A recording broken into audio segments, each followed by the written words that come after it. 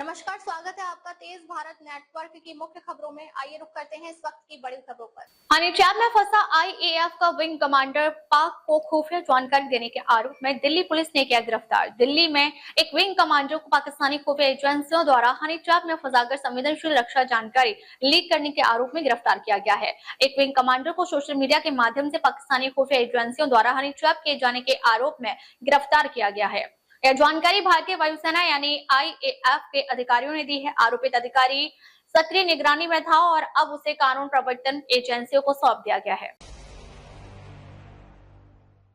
Facebook पर मिला airport कर्मचारी बेटी की नौकरी के नाम पर 16-12 महिला से ठगे लाखों, गिरफ्तार। साइबर ठगों ने नौकरी दिलाने के नाम पर युवाओं और उनके स्वजनों को निशाना बनाने का नया तरीका अपनाया है। एक महिला से 3.3 लाख रुपए ठगने वाले को गिरफ्तार किया गया है। साइबर ठगों ने नौकरी की तलाश कर रहे युवाओं और उनके स्वजन को निशाना बनाने का नया तरीका अपनाया है।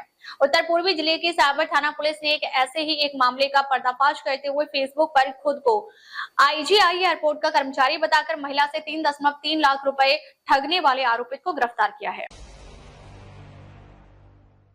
जलभराव के बीच बढ़ा संक्रमण का खतरा। दिल्ली में 10 उल्टी के मरीज 20% तक बढ़े। राजधानी दिल्ली में लगातार बारिश और जलभराव के कारण पेट और जल जनित रोगों का खतरा बढ़ गया है। पिछले सप्ताह अस्पतालों की ओपीडी में 10 उल्टी और गैस्ट्रोएंटेराइटिस के मरीजों की संख्या में करीब 20% की वृद्धि दर्ज की गई है। राजधानी में लगातार हो रही वर्षा और जलभराव के बीच पेट और जल जनित संक्रामक रोगों का खतरा बढ़ गया है। पिछले सप्ताह में अस्पतालों की ओपीडी में 10 उल्टी, पेट दर्द, बुखार और गैस्ट्रोएंटेराइटिस जैसे शिकायतों वाले मरीजों की संख्या करीब 20% तक बढ़ने की जानकारी सामने आई है।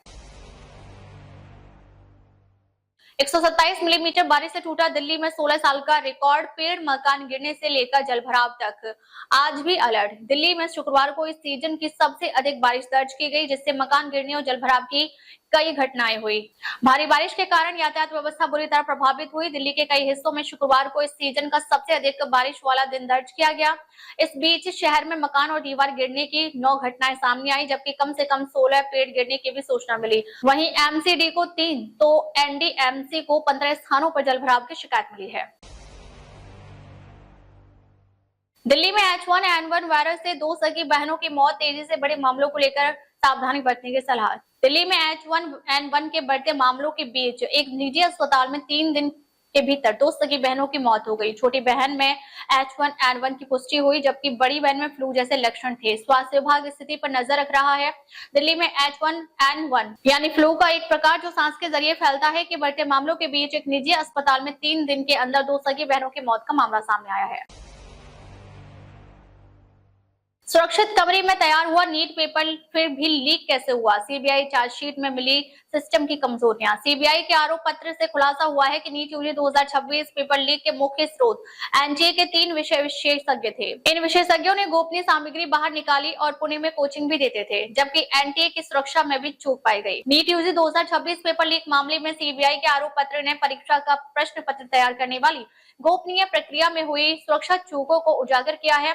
जांच एजेंसी के मुताबिक एनटीए के 3 विषय विशेषज्ञ ही पेपर लीक की प्राथमिक स्रोत बने।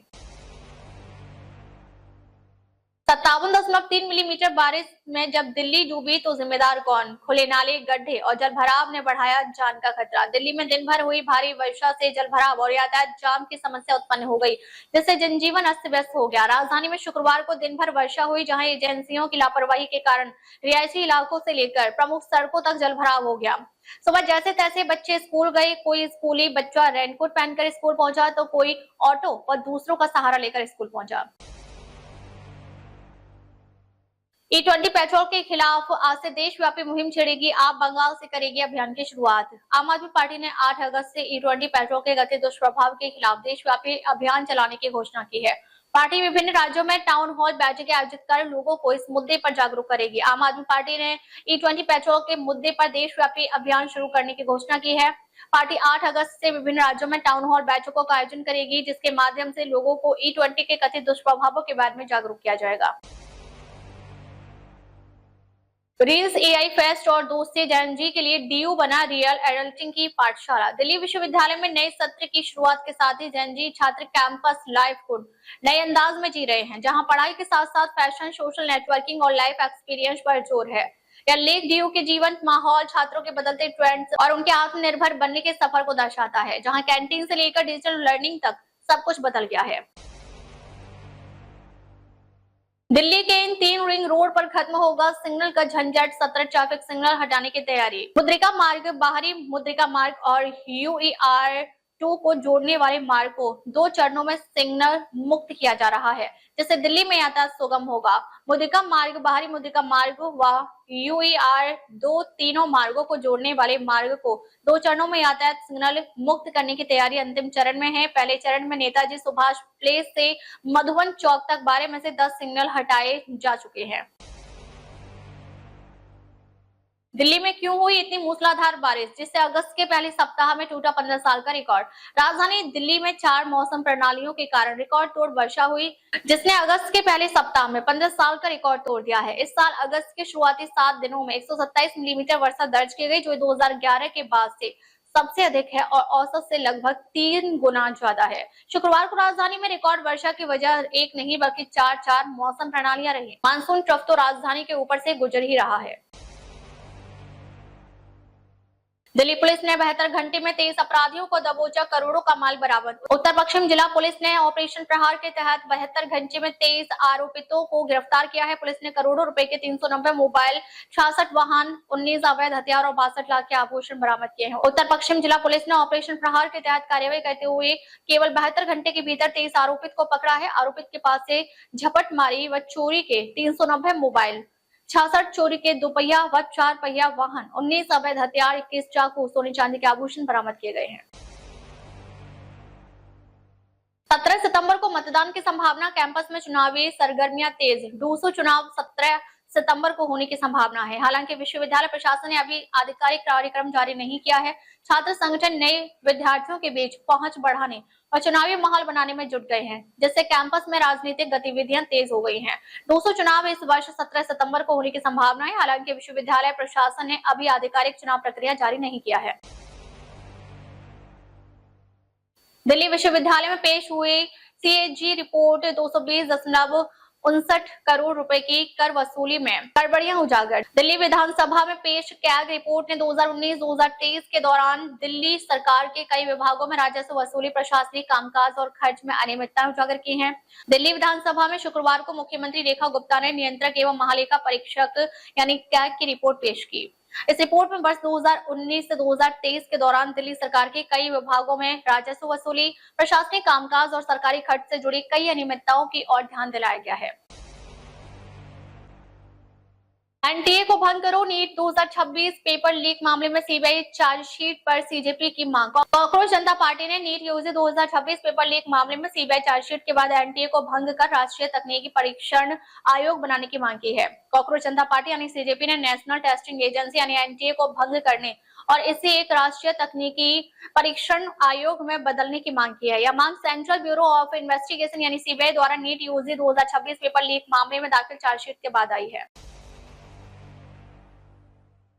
नमस्कार, स्वागत है आपका तेज भारत नेटवर्क की मुख्य खबरों में। आइए रुक करते हैं इस वक्त की बड़ी खबरों पर। अमेरिकी संसद में भारत के खिलाफ 100% टैरिफ बिल पास होने पर क्या बोले केजरीवाल। अमेरिकी संसद में भारत के खिलाफ 100% टैरिफ बिल पास होने पर केजरीवाल ने पीएम मोदी पर निशाना साधा है। उन्होंने आरोप लगाया कि पीएम मोदी देश को अमेरिका के हाथों गिरवी रख रहे हैं और ट्रंप हर छोटे बड़े निर्णय में हस्तक्षेप कर रहे हैं। अमेरिकी संसद में भारत के खिलाफ 100% टैरिफ बिल पास होने के बाद पूर्व मुख्यमंत्री अरविंद केजरीवाल ने सवाल उठाए हैं।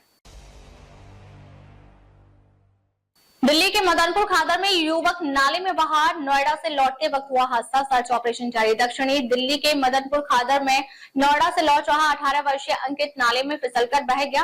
पुलिस, DDME और दमकल विभाग की टीमें रात से उसकी तलाश में जुटी हैं, लेकिन अभी तक कोई सुराग नहीं मिला है। दक्षिणी दिल्ली के मदनपुर खादर में शुक्रवार रात को एक दर्दनाक घटना हो गई। मदनपुर खादर स्थित प्रियंका कैंप आली गांव के नाले में एक युवक बह गया। हादसे के बाद तुरंत घटना की सूचना दी गई। मैं बाबा बागेश्वर तो नहीं हूँ, पीएम मोदी की बात सुन हंसने लगे IIT दिल्ली के स्टूडेंट्स। पीएम मोदी ने IIT दिल्ली के 57वें दीक्षांत समारोह में छात्रों को संबोधित किया। इस दौरान एक ऐसा अवसर आया जब पीएम मोदी की बात सुनकर हर कोई हंसने लगा। आखिर ऐसा क्या हुआ?